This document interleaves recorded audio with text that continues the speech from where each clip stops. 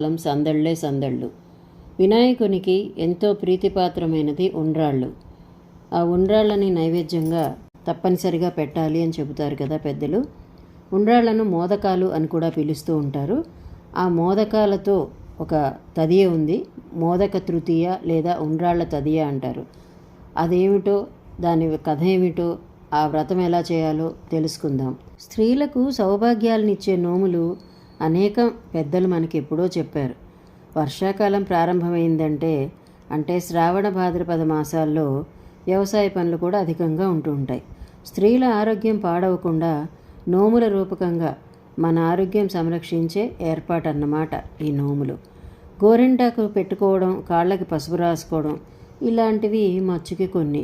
శ్రావణ మంగళగౌరి నోములు, వరలక్ష్మి వ్రతం సాధారణంగా మనందరికీ తెలిసినవే. రాబోయే అట్ల తదియ కూడా అందరికీ తెలిసిందే. అయితే మనం ఇప్పుడు తెలుసుకోబోతున్నది ఉండ్రాళ్ళ తదియ.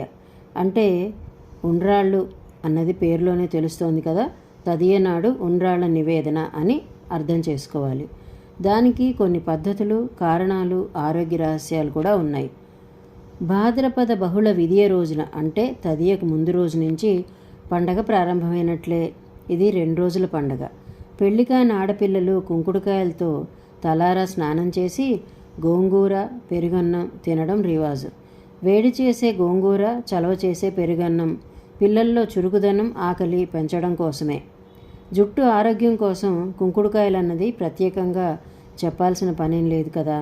ఈ రోజుల్లో కుంకుడుకాయ అంటే తెలియని వారు కూడా చాలామంది ఉన్నారనడంలో ఆశ్చర్యం లేదండోయ్. ఆడపిల్లలు ఉయ్యాలలోగడం కూడా పరిపాటి. పెళ్ళైన స్త్రీలు గౌరీ పూజ తప్పకుండా చేస్తారు. ఆనక కథను చదువుకుని అక్షింతలు వేసి వాయనం ఇచ్చుకుంటారు.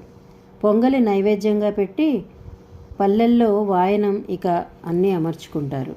5 ముత్తైదువులకు ఇస్తారు వాయనం. 5 పూర్ణాలు కానీ, పచ్చి ఉండ్రాళ్ళు కానీ, 5 పోగుల తోరం, దక్షిణ, తాంబూలం వాయనంగా